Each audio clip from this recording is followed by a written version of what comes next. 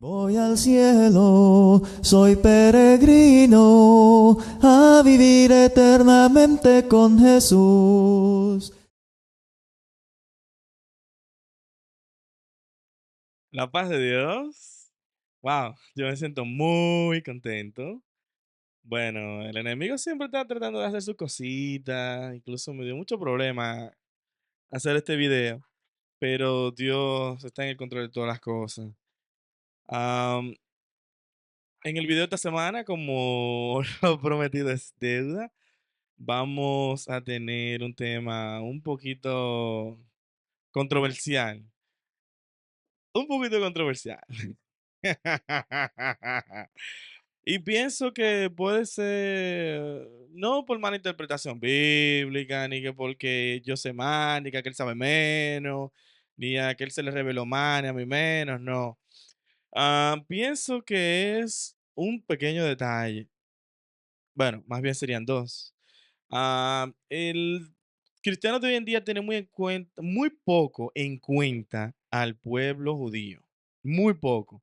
Es como si el pueblo judío no existiera. Esa es una. Y segunda, cuando se habla de anticristo, Juan nos habla de espíritu de anticristo, pero Tesalonicense no está hablando del hombre de pecado. Entonces, entender esta cosa es crucial. Y el por qué en el día de hoy el pueblo judío está en la búsqueda de básicamente hacer la reconstrucción de un tercer templo, si se puede decir de esta manera. Hay unos que dicen que no, que este sería un cuarto, otros que dicen que es el segundo. El caso es que el pueblo judío hoy está buscando la construcción de ese templo. Vamos a llamarle tercer templo. Vamos a llamarle así. ¿Por qué? Porque el pueblo judío entiende que tener su relación plena con Dios es básicamente tener un templo. En el templo, pues ellos hacían su sacrificio y tenían todo lo que Dios había establecido en el Antiguo Testamento. Entonces ellos entienden que el Mesías volverá cuando el templo esté establecido para ser rey sobre Israel y gobernar todo el mundo. Entonces, ¿qué pasa con esto?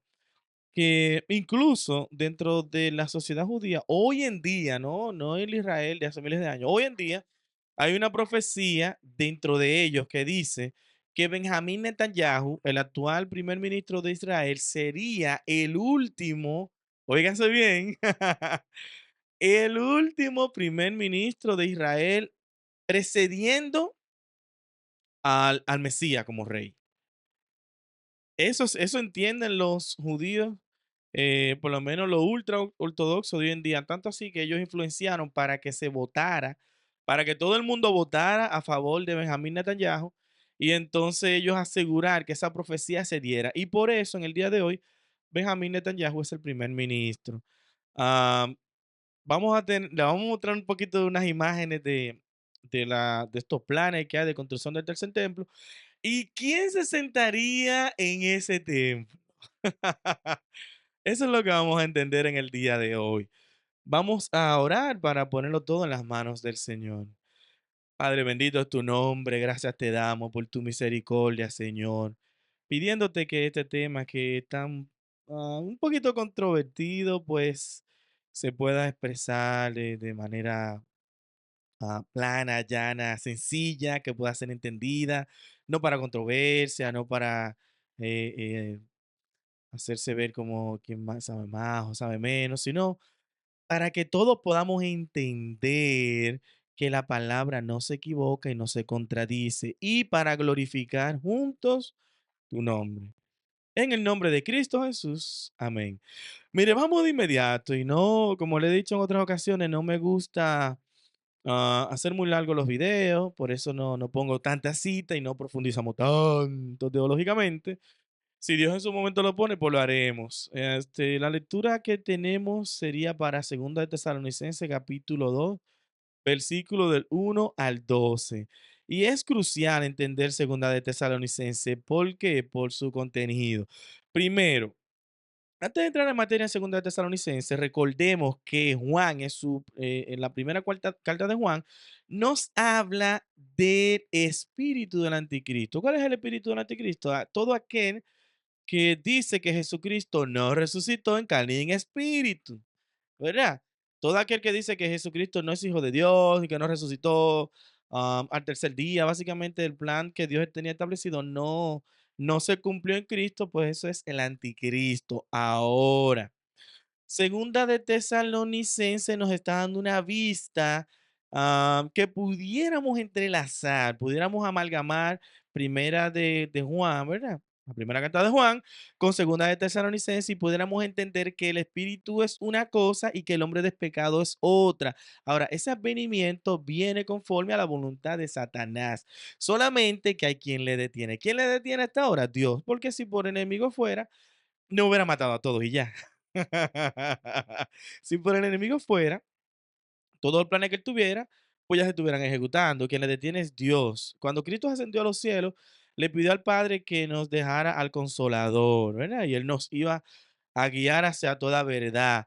El enemigo se ha encargado de tergiversar todas las cosas, él siempre está imitando a Dios y hace muchas cosas. Por ejemplo, te voy a dar un ejemplo breve.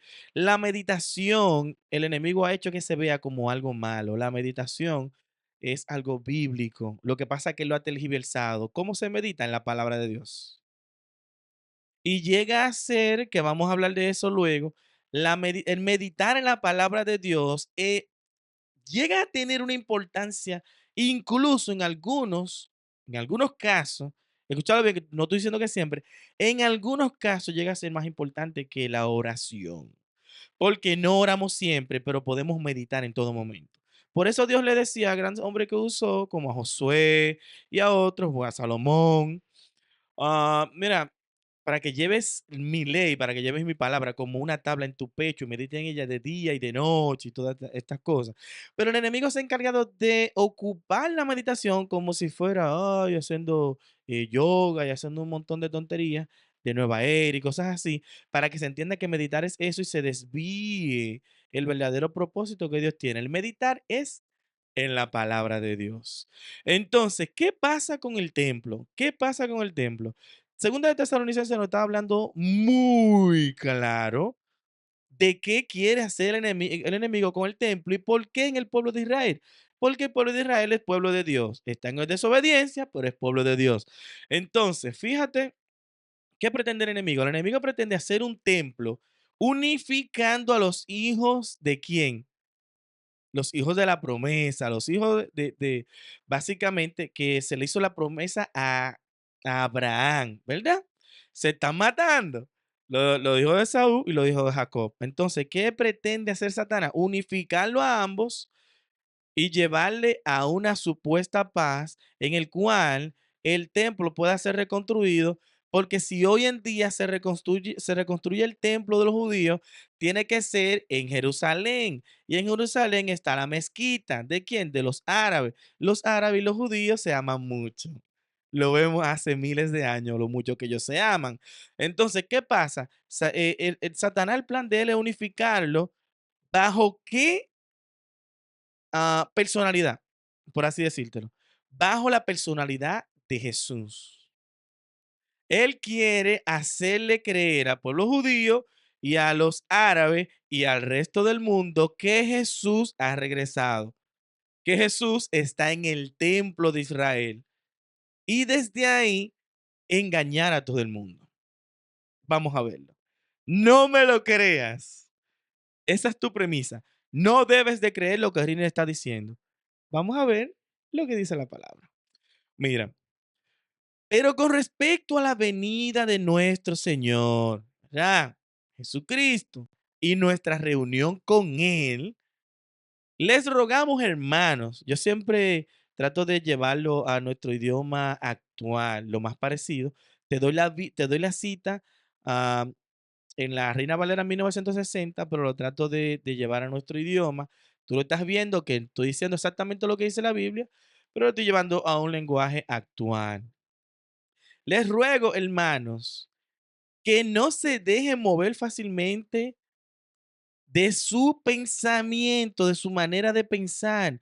No se conturben ni por espíritu, ni por palabra, ni por carta como si fuera nuestra, en el sentido Mira, mira, mira cómo sigue la cosa. Se pone buena de inmediato. De que el día del Señor está cerca. Y cuando Pablo está hablando de esto hace miles de años, cuando menos 2000 años, y está cerca, ¿entiendes? Recordemos que el tiempo no existe, el tiempo es una construcción social. Está cerca porque para Dios un año, 1000 años es como un día y un día es como 1000 años, 1000 años como un día.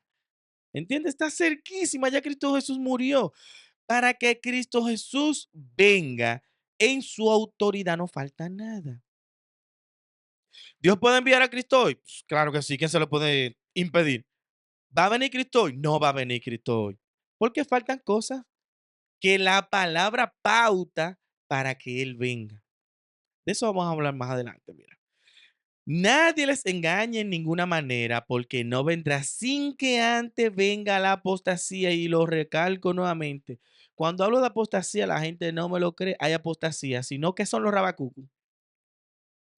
Pregúntase usted, hoy en día usted va al colmado y compra un chicle y le dan 2 profetas de oferta. Al 40 por 1 están los falsos profetas. Porque el espíritu del profeta hoy en día está activo. El espíritu del profeta, acabo de decir. El espíritu del profeta. El ministerio de profeta no.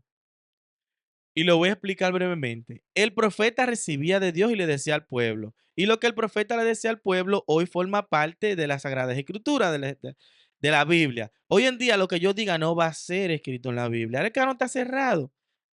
Ahora, el espíritu del profeta sí está activo, porque el Espíritu Santo, alabado sea tu nombre, Señor. El Espíritu Santo habita en nosotros, Padre, por tu misericordia. Y Él es que nos guía a toda verdad. Y Dios puede revelar a través de cualquiera de sus hijos. Nada impide eso. Eso nunca ha estado inactivo. Bueno, podríamos decir en los 400 años de silencio que esto no pasó. Vamos a ponerlo así. Pero Cristo Jesús murió, el velo fue rasgado, el templo no es necesario para tener una relación con Cristo Jesús, con su Santo Espíritu. Entonces, no hay ningún límite para que su Santo Espíritu me diga a mí, mira, ve y haz, mira, ve y di. El espíritu del profeta está activo. Eso no se puede negar. Ahora, el ministerio de profeta, yo nací siendo profeta. Bueno, eso ya Dios lo sabrá. En el que los posteriores días se profetizará. Bueno, pues la Biblia miente. Dios es un mentiroso. Pero lo dice muy claro, se cumple yo en el capítulo 2 de Hechos. La profecía de Joel y no es que se cumple y acabó, no, no, es que cumple y continúa tras nuestros días. ¿Entienden? Entonces, continuamos.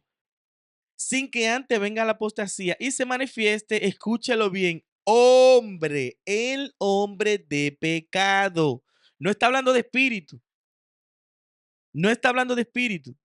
Pero se pone más buena la cosa. Yo espero que usted preste atención, Padre, rompa todas las cadenas, todas las cosas que impiden que tu pueblo entienda estas cosas. En el nombre de Cristo Jesús, que no hay tiempo ni hay espacio. Que se rompa todo el que escuche esto, se le rompa la cadena y se le caigan las vendas al suelo.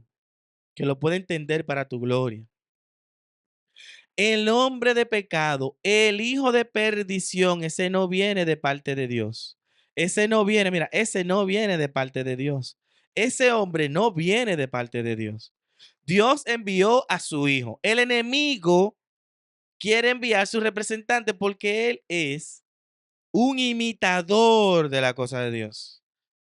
Y un imitador muy malo de las cosas de Dios. ¿Entiendes?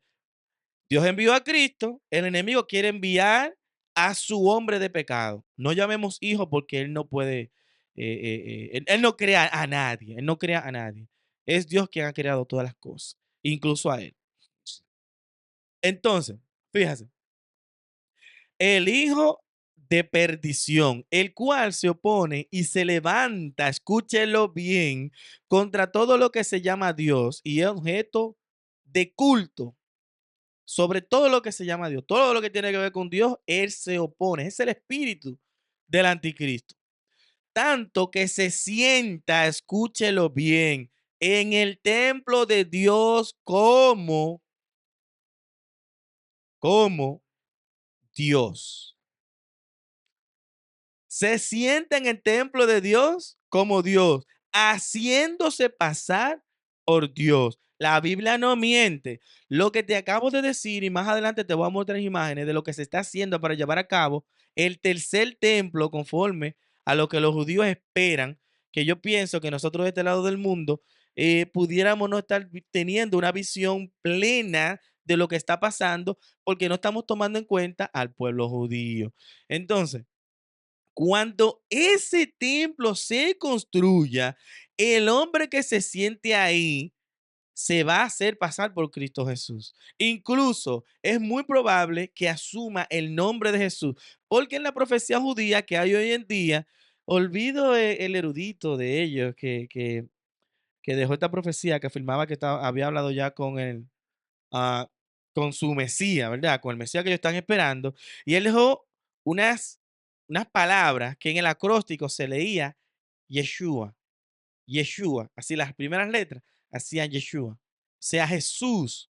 Es muy probable que quien se siente en el templo se haga pasar por, ¿verdad? El Mesías se haga llamar Jesús. ¿Por qué? Usted va a preguntar, pero ¿por qué, Riner? Sencillo. Ay, Padre, permita que esto se pueda entender. Es para tu gloria, Señor, es para tu gloria. Él se hará pasar por Jesús porque nadie en la historia de la humanidad ha podido unificar tantas personas en ese nombre, en su imagen. Miren, los árabes conocen y creen en Jesús. No lo creen como el Hijo de Dios, pero lo creen como un profeta. Los musulmanes, los judíos saben de Jesús. Y muchos de ellos, incluso ultra ortodoxos, ya lo están reconociendo como el Mesías. Y por eso son judeocristianos. O sea, son judíos que han aceptado a Cristo como el Mesías, el verdadero Mesías. Que incluso en estos días, durante la guerra que está ocurriendo en Israel, con Hamas y todo esto, hay personas que han asegurado que han tenido un encuentro con Cristo Jesús y ahora lo están predicando. De eso podremos hablar más adelante.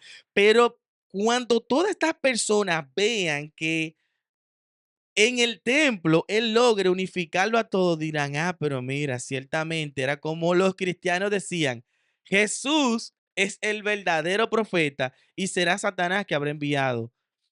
¿A quién? A su representante. No me lo crea a mí, lo estamos leyendo en la palabra. A mí no me lo crea. Fíjense cómo sigue. ¿No se acuerdan que cuando yo estaba todavía con ustedes les decía esto? Y ahora ustedes saben lo que lo detiene. ¿Quién detiene al enemigo? El Espíritu Santo que mora en nosotros, que es el que nos lleva a predicar la palabra, que es el que da el convencimiento del pecado, el que convence para venir a arrepentimiento, el que mantiene al cuerpo de Cristo unido, ¿verdad? Que es el vínculo perfecto, que es el amor, ¿ah? Que es Dios. Dios es amor. Y Él es quien nos mantiene unidos, su Santo Espíritu nos mantiene unidos. Él es quien detiene a que el enemigo hasta ahora lo haga. Pero cuando se manifieste, cuando se le permita a él manifestarse, no se crea que va a venir a dar consejo. Y entonces cuando ya esté sentado y todo el mundo esté conglomerado, o la mayoría, porque va a engañar a muchos, incluso si fuera posible, como Mateo 24, los hijos de Dios, que no es que va a engañar a los hijos de Dios, es si fuera posible, incluso a ellos lo engañara. O sea que va a engañar a tantas personas porque el remanente que Dios tiene siempre son un puñito. Son 8.000 millones de personas. ¿Y cuántos creen en Cristo de verdad, de todo corazón, y forman parte del cuerpo de Cristo? Solo Dios lo sabe, pero sabemos que no es una mayoría, siempre es una minoría lo que de todo corazón quieran hacer la voluntad de Dios. Y ahora ustedes saben quién lo detiene, a fin de que a su debido tiempo se manifieste, o sea, como dice en Apocalipsis, que se le dio potestad de que saliera. Y eso es terrible. ¿Y qué va a pasar cuando eso sea así y él se manifieste? Oh, Sencillo, mis hermanos y amigos que me escuchan. El enemigo va a llevar a cabo su plan porque sabe que le queda muy poco tiempo. Y el que no le rinda pleitesía lo va a matar. A los cristianos se lo va a perseguir como nunca en la historia de la humanidad. Y el cristiano que esté flojo en su fe, lo único que le digo, mi hermano, afiáncese, métase en ayuno, en oración, medite sobre la palabra de Dios, pídale a Dios por misericordia cada día y cada momento de su vida y manténgase fiel hasta que usted se muera. Así de sencillo. Porque este no es tiempecito, pues uno está en relajito y jugar al cristianito verdadero. Esto no es tiempo para eso. Esto es tiempo para estar haciendo la voluntad de Dios y saber que estamos viviendo en tiempo postrero y apenas estamos entrando en ello a la plenitud, porque todavía no se ha manifestado, todavía no está, falta poco, pero todavía no se ha manifestado el hombre de pecado. Cuando el hombre de pecado se manifieste, que no habrá ninguna duda que será antes de la venida de Cristo, porque es lo que acabamos de leer. No volverá sin que antes se manifieste el hombre de pecado, sin que antes se manifieste la apostasía. ¿Entiendes lo que te digo? Solo que hay quien al presente le detiene hasta que él, a su vez, se ha quitado de en medio. O sea, va a tener un tiempo que va a ser manifestado y va, óyeme, va a ser a deshacer. Y entonces se manifestará aquel inicuo, oye, a quien el Señor matará con el espíritu de su boca. Alabado sea tu nombre, Señor.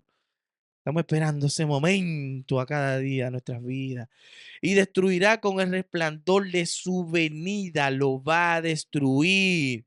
Al enemigo se le está dando sus chantecitos, sí, sí, sí. Se le está controlando. Mira, para que todo el mundo sepa que Dios realmente, su voluntad es la correcta, es la verdadera. El enemigo lo único que quiere es destruir al hombre.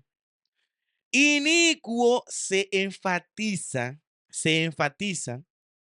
sea, es importante en la lectura esto cuyo advenimiento, cuya venida es por obra de Satanás. El que viene no viene de parte de Dios y viene antes de la venida de Cristo. Se va a manifestar antes de la venida de Cristo. Y los cristianos van a ser perseguidos, van a ser perseguidos. De eso no hay duda, mis hermanos. Pero fíjate, ¿por qué van a creer tanto en este que se manifieste? Ah, porque con gran poder y señal y prodigios mentirosos y con todo engaño de iniquidad. Fíjese para qué, para los que se pierden, o sea que lo que él tenga convencido van a ver todo este poder y van a decir, guay, ¿quién como él? ¿Y quién como Jesús? Mira todo lo que hace. ¿Mm? Ya después que se manifieste, porque al inicio va a venir con engaño, pero después va, mira, yo no soy Jesús nada. Aquí el que manda soy yo. ¿Entiendes lo que te digo? Y aún así, los que se complacen en la maldad, lo van a estar aplaudiendo. ¡Ay, qué bueno! ¿Verdad? Hace muchos prodigios y muchas cosas que le van a sorprender, lo van a dejar, ay, Dios mío, ¿quién hace esto? Solamente Él. Lo va a engañar plenamente. Por cuanto no recibieron el amor, no recibieron a Dios, no recibieron su plan, no lo recibieron, se van a perder. A eso que le engañe, se van a perder porque no recibieron ese amor que es en Cristo Jesús, Señor nuestro que murió por nosotros en la cruz. ¿Mm? Amor, no recibieron el amor de la verdad para ser salvos. O sea, tuvieron la misma oportunidad que cualquiera que hoy en día es hijo de Dios. Es porque recibió ese sacrificio. Por esto Dios, porque cualquiera que lee esto sin discernimiento puede entender que Dios es vengativo, que Dios es malo. No, fíjate todo lo que ha pasado. Cristo Jesús ha muerto por cada uno de nosotros. Ellos tuvieron la misma oportunidad, pero ahora han sido engañados por el inico que Satanás envió y se están complaciendo en la maldad que él hace. ¿Cuál maldad? Persiguiendo a los cristianos, matando a los cristianos. ¿Entiendes? Se están complaciendo en eso. Por esto Dios les envía un poder engañoso. Ay, Dios mío. Para que crean la mentira.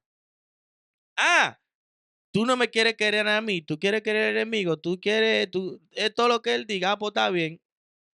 Sigue por ahí. A fin de que sean condenados. ¿Por qué? Porque se complacieron en la maldad. Vieron y sabían que Dios envió a su Hijo y que ese no es el verdadero Jesús, el que ya ha engañado, y aún así creen en Él y quieren que Él siga haciendo todas las cosas malas que está haciendo, porque se están complaciendo en eso. Entonces Dios está diciendo, ustedes se complacen en eso, pues tengan ese poder engañoso para que se pierdan. Se va a perder el que ustedes están siguiendo y se van a perder también ustedes. Muy lamentable. ¿Por qué? Porque Dios va a apartar las ovejas de las cabritas. Y este es un atajo grandísimo para hacer eso. Es así.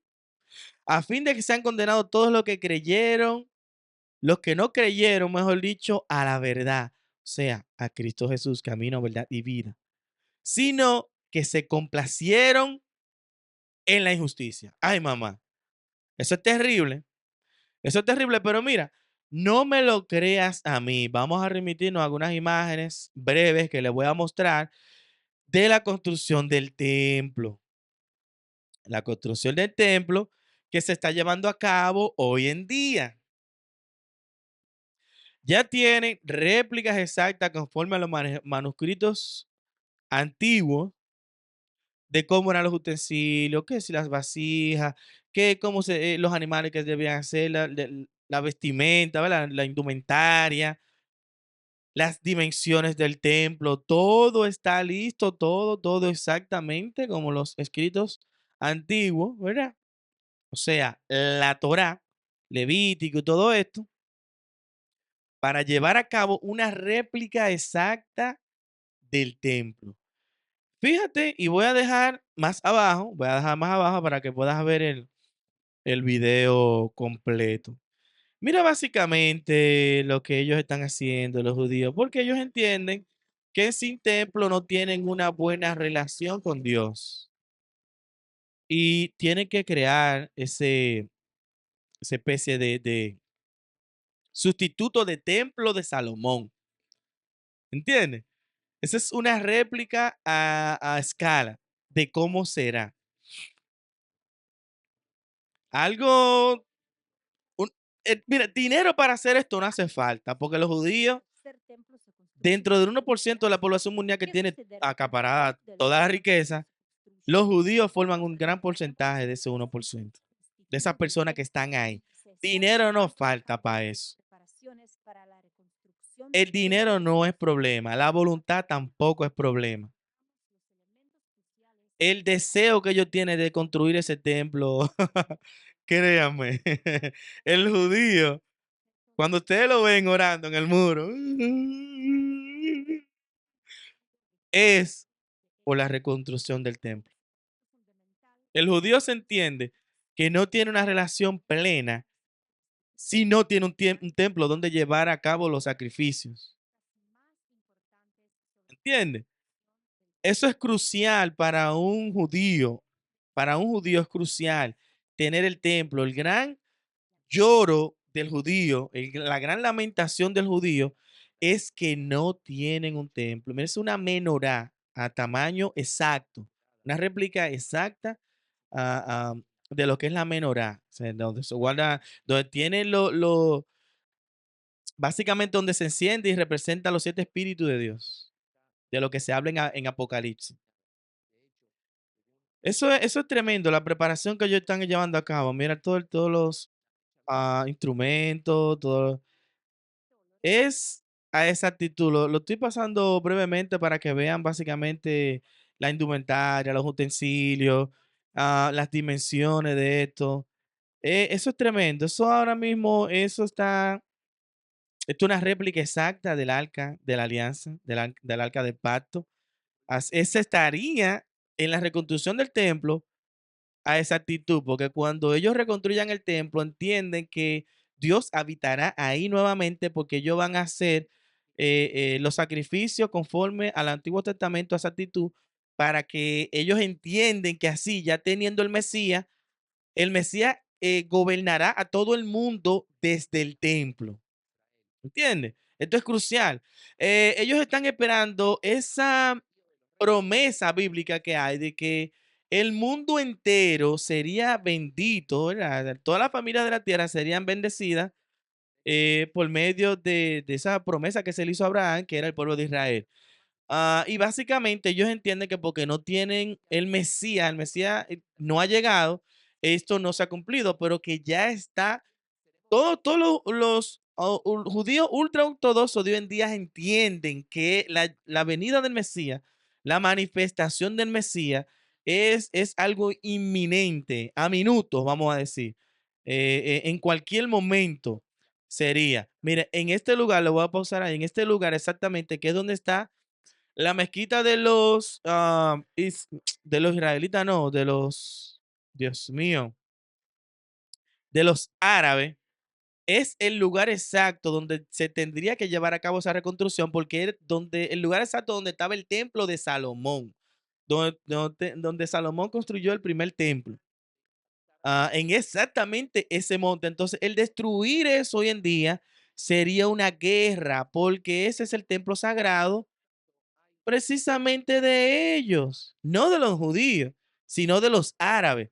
¿Y qué va a hacer Satanás? Este avenimiento que tiene Satanás, lo que va a hacer, como le decía ahorita, que todos se unifiquen, todos católicos, judíos, usted sea ortodoxo, ortodoxo, los árabes, todos, musulmanes, sean el que sea, se unificarían porque el propósito de Satanás sería una religión única global, que eso es lo que está pasando con el templo abrahámico, que son las tres religiones, tanto la católica como la judía, como ah, Dios mío, ¿qué me pasa con ese térmico? Con el islam, las tres en uno, eso fue lo que hizo, se construyó en marzo del año pasado, no recuerdo si fue en que es el templo abrahámico.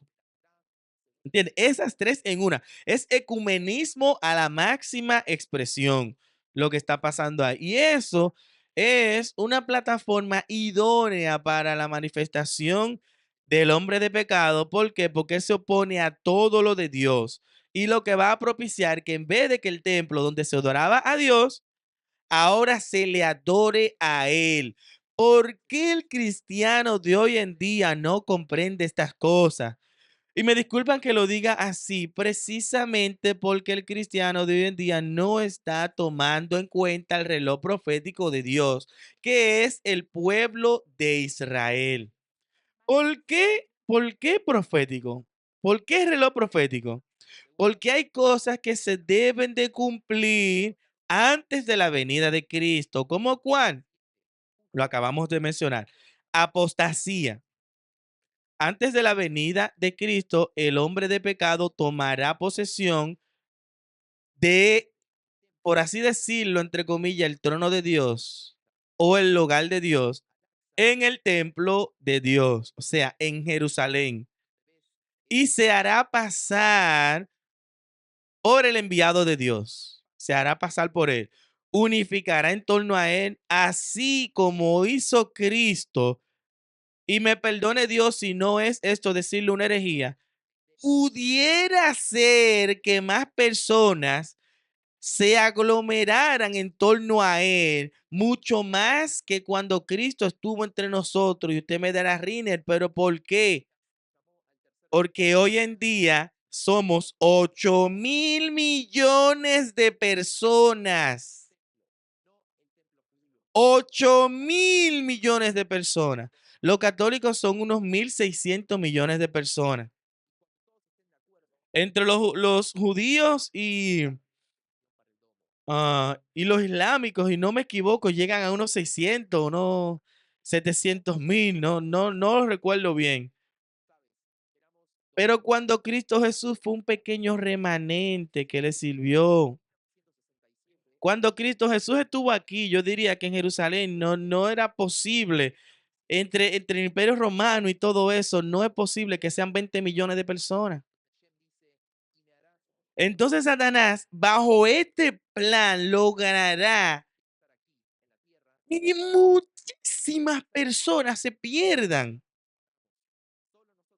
Cuando el ángel de Dios se le envía para que haya guerra y una tercera parte de la población mundial muera, es por ahí que va el asunto. Entonces, no crea usted que lo que acabamos de ver y de hablar es algo fantasioso en la cabeza de Rina. Yo llevo ya unos tres años estudiando este tema. Padre, si he hecho un mal uso de tu palabra, yo prefiero tu castigo, tu reprensión y que todo el mundo que esté escuchando esto lo vea antes de yo faltar a tu palabra, antes de yo mentir y antes de yo querer vanagloriarme con esto. La gloria es tuya, Señor, que me estás escuchando y sabes que yo estoy diciendo todo esto con un corazón sano para que tu pueblo lo comprenda. Todo lo que se ha dicho tiene un asidero bíblico. Únicamente, de este lado del mundo no se comprenden estas cosas mayormente porque el pueblo de Dios, entiéndase la iglesia en este caso, no está tomando muy en cuenta a los judíos. No es que los judíos tengan la verdad, no, es que Dios todavía no ha terminado con ellos. Y cuando usted vea cosas pasando en el pueblo de Israel, Dios los está permitiendo. Y cuando en Apocalipsis se dice que se persiguió al pueblo de Israel, ¿verdad? Que es la mujer que huye al desierto y el enemigo ve que no lo puede destruir. ¿Cómo lo va a destruir? No lo puede destruir. El pueblo de Israel, el pueblo de Dios. Es un pacto que Dios hizo que nadie puede romper. Eso estábamos hablando la semana pasada. No es posible que alguien destruya al pueblo de Israel. Entonces vendrá a perseguirnos a nosotros, la iglesia. Y todo aquel que no esté preparado va a negar. Mira, Padre, ten misericordia. Todo aquel que no esté preparado va a negar al Hijo de Dios bajo tortura. Se cortan una pierna, un brazo o algo así. Tendrás la entereza. Yo no me creo tenerla, de no negarlo. Por eso le pido misericordia todos los días y que me ayude a permanecer fiel a Él. Llegado este momento, todo el mundo sabrá que el hijo de pecado se manifestó. El hijo de perdición se está manifestando y que la iglesia está plenamente siendo perseguida. Pero si usted no le anda 2 o 3 pasos adelante a que esto llegue, le va a tomar de sorpresa y será muy lamentable que su fe no estará cimentada como para estar preparado para estas cosas. Esto es crucial entenderlo y vivir bajo esta realidad, pongámoslo así. Te repito, no crea que lo que te estoy diciendo es algo fantasioso. Mira, hoy en día, te voy a hacer un paréntesis ahí. Hoy en día, cualquiera puede decir que Milei, sí, Milei va a ser presidente en Argentina. Usted dirá, ¿qué tiene que ver esto corriendo con el tema? Vamos por parte. Hace un año y medio, dos, como mucho, yo estuve viendo sobre todo estos estudios que llevé sobre feminismo y otras cosas que están, movimientos que están dando en América Latina. Y conocí, ¿verdad? En uno de esos videos a ese hoy presidente de Argentina, Javier Milei, firmando un contrato público en el que decía que si él subía los impuestos, cualquier ciudadano argentino podía matarlo a pedra de la calle y no iba a caer preso, porque él ese contrato público lo notarizó de que él descargaba a cualquier persona sobre ese crimen. Y mientras yo estuve viendo ese video, yo te voy a decir qué pasó. Mientras yo estuve viendo ese video, yo sentí en el espíritu, él será presidente de Argentina. Y se lo decía a mis compañeros de trabajo, tú estás loco, muchacho. Ese hombre no lo conoce nadie, ese hombre no lo conoce nadie. Tú estás loco, ese tipo está loco, mira, hablando una balsa disparate, de que va a ser el Banco Central y todo esto.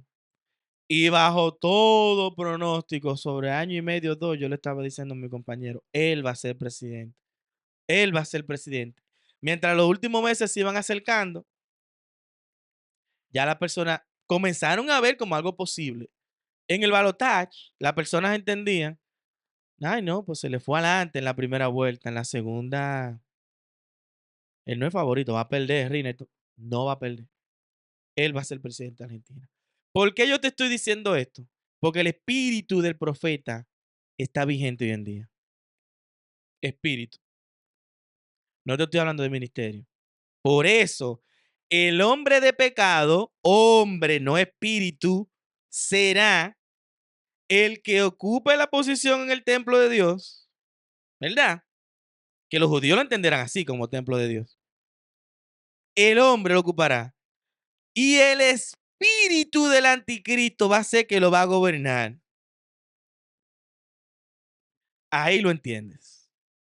Para la siguiente semana, nosotros vamos a hablar acerca de las profecías. Conforme a todo lo que Dios ha permitido en su misericordia que entendamos, que vivamos, vamos a hablar sobre las profecías. Cómo lo he vivido, cómo lo he entendido, qué dice la Biblia de ello y por tanto es bíblico lo que te voy a decir. De eso vamos a hablar la semana que viene. Que Dios te bendiga. Voy al cielo, soy peregrino, a vivir eternamente con Jesús.